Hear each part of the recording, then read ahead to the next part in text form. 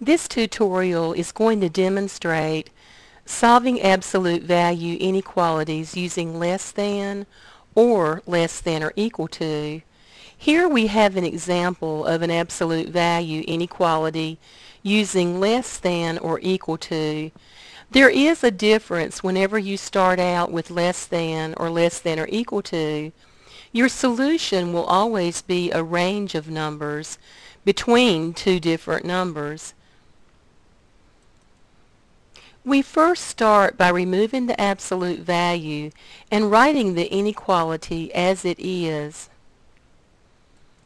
Here we have this. Then we go to the left side of the inequality and write the same inequality sign, but we change the sign of the number. Here you see we've made this less than or equal, and we've changed the sign of our number and made it -4.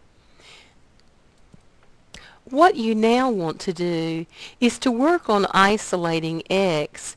Between these two inequality signs, we want to get a positive 1x by itself. First, we want to get the term that contains x by itself, so let's subtract 8.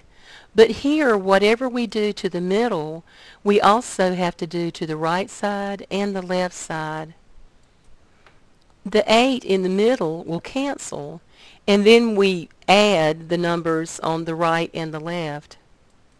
Now we have this inequality. What's keeping x from being by itself in the middle between the two inequality signs now is the -3 that's multiplied by it. So let's divide all three terms by -3.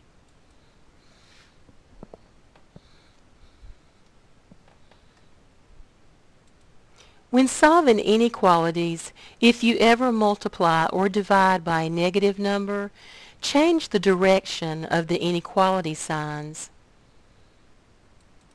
This results in this inequality where x is in the middle between 4 and 4/3. But when writing this type of solution set, we generally start with the smallest number and then put the larger one. So anytime you reverse the order of an inequality, we have to change the direction of the inequality sign again. This is the solution set.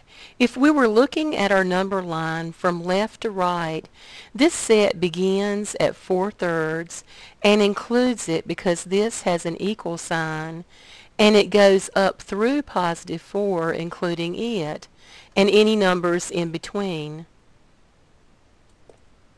To write set builder notation, we begin by opening a brace, writing our variable in a straight line. Then we write our solution.